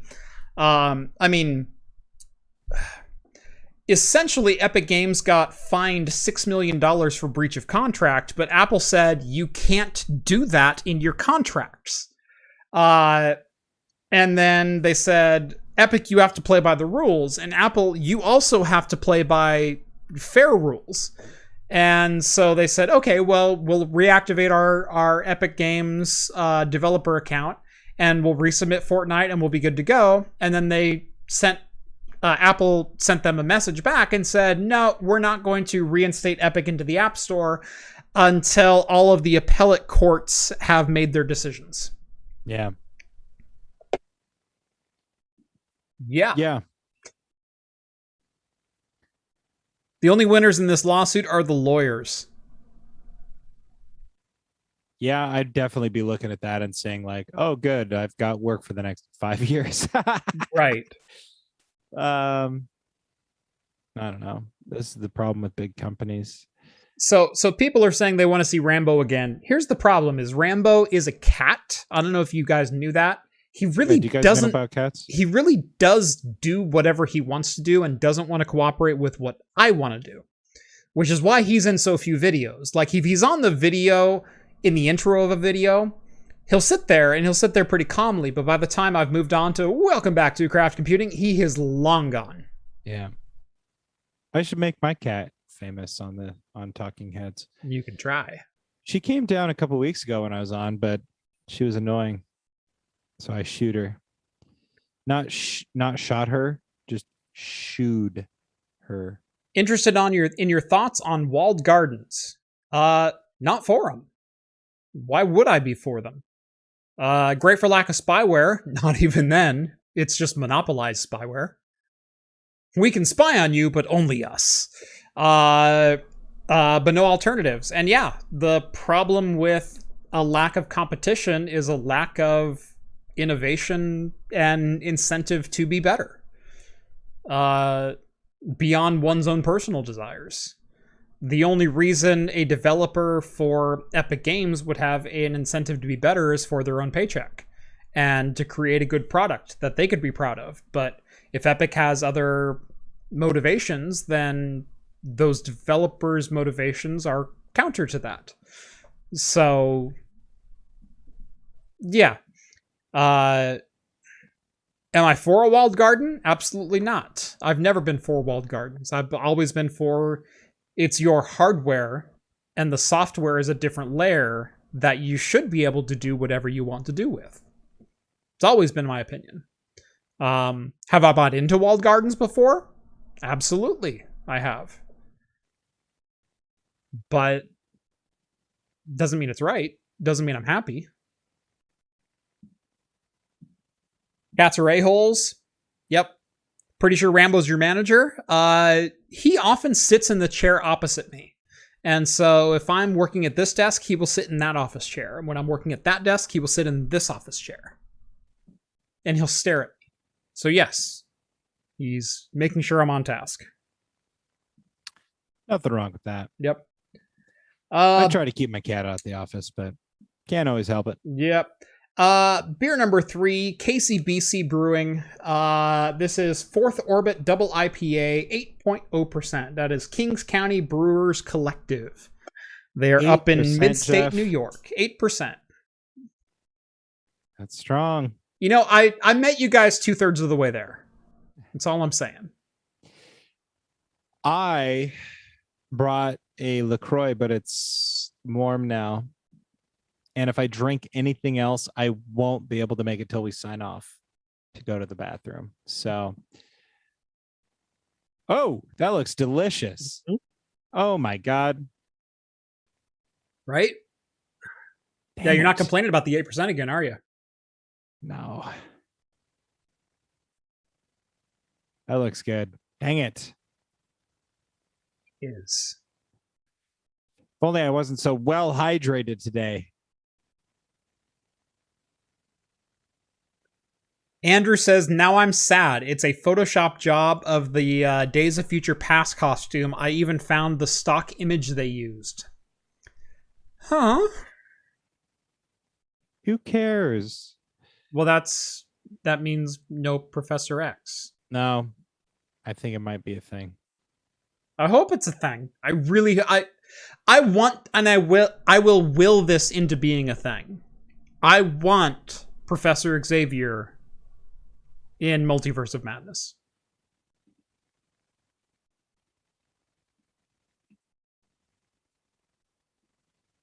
Me too.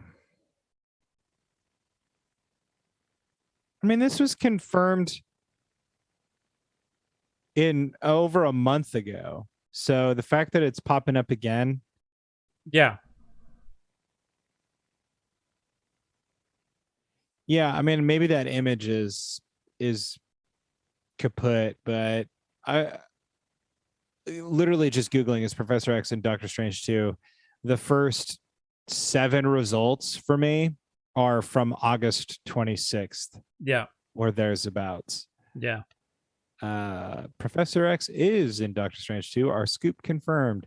Doctor Strange 2 leak reveals MCU's incredible first X. James McAvoy to return as Professor X in Doctor Strange 2. Interesting. Oh, wouldn't that be so dope if we got James McAvoy and Patrick Stewart? I mean, we did in Days of Future Past, and wasn't that a great ride? I loved that movie. I didn't see it. Oh, you got to see that one. I should, because I love James McAvoy and Patrick Stewart. Yeah. So, gotta check it out.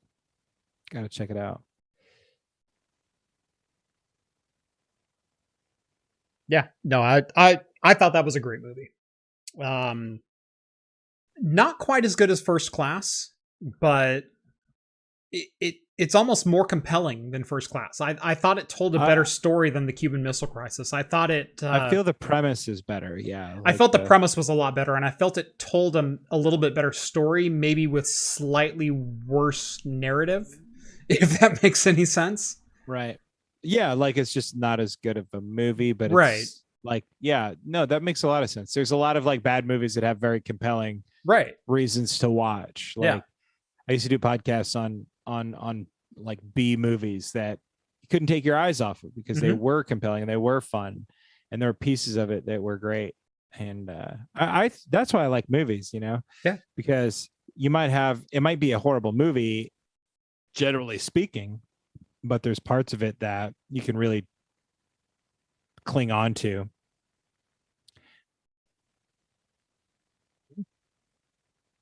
I don't know. I haven't seen Days of Future Past. I did see First Class. I was kind of unimpressed with First Class, but that was kind of that's kind of the way it goes with X-Men movies kind of around that time. So, I mean, not that First Class was like horrible by any means. It's just like, Right. I liked First Class. I thought McAvoy did a phenomenal job as Professor X, both creating his own character and not leaning too hard on what Patrick Stewart did with Professor X.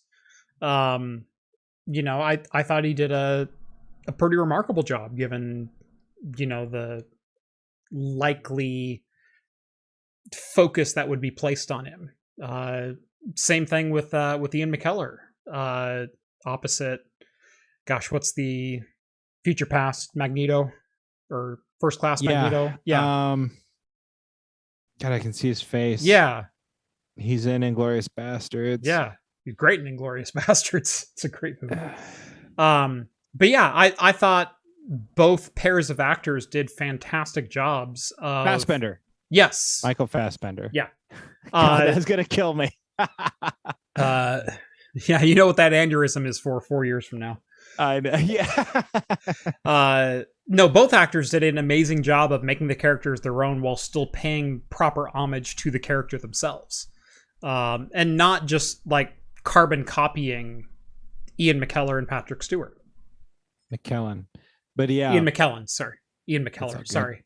I mean, that's the thing. Like McKellen, that's what's kind of fun is that like McKellen and Patrick Stewart both came out of like the English acting tradition and they have their own stage presences.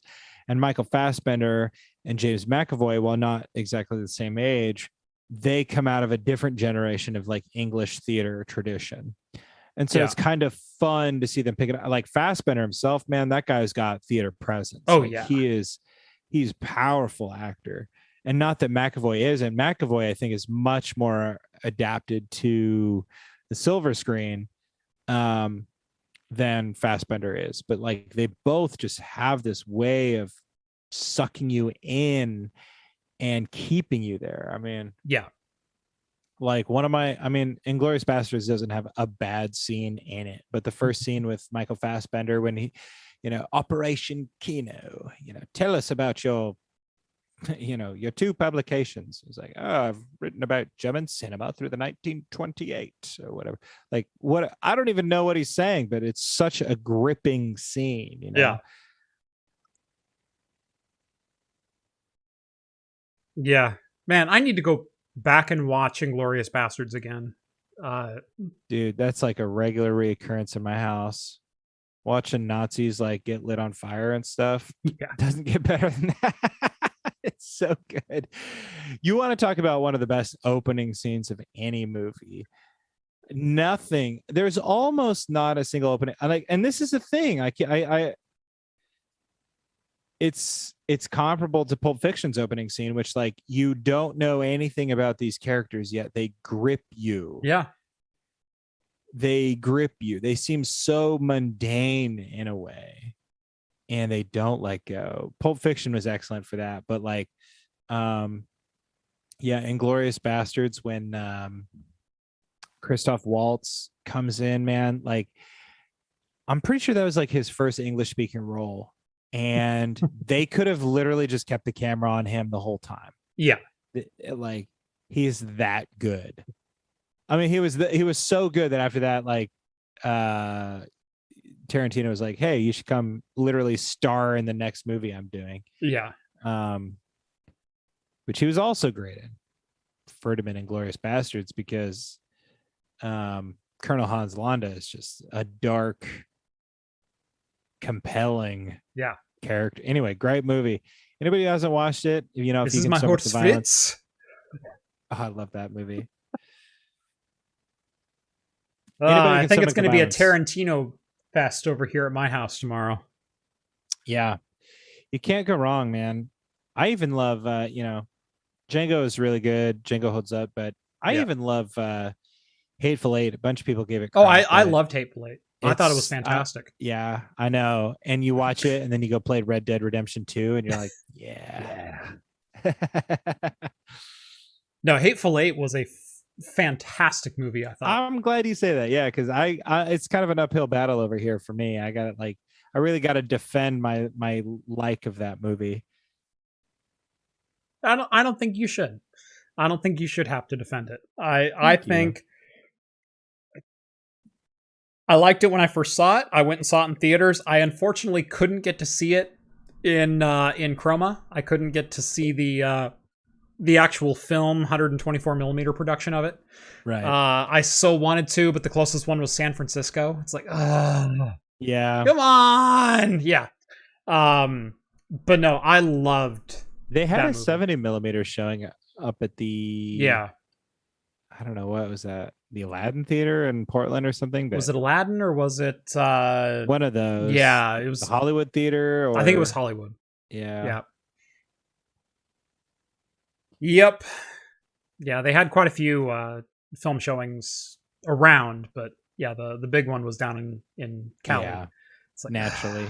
Yep. That would have been fun. Could have been golden. Yep. Zachary Salas, $25.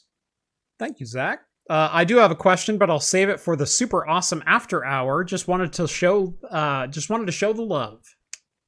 Thank you so much.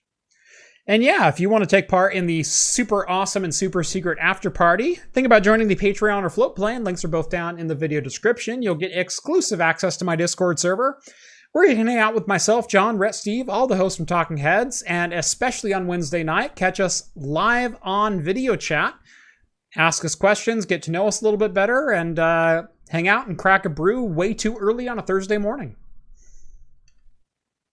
Heck yeah. Or if you're an Australian getting off work, perfect timing. We have a lot of them too. Andrew wants to know for $5, excited about the new Dune movie. I am marginally excited. I will say, like, excited. Denis Villeneuve's kind of complaints about cinema and theaters and blah blah blah blah like have kind of really turned me off.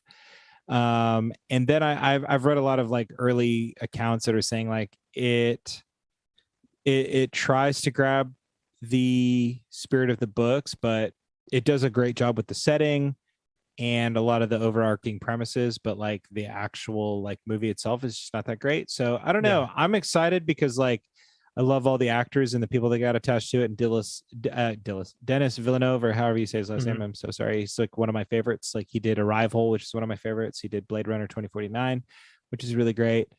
I think that there is a lot of potential. I don't know, this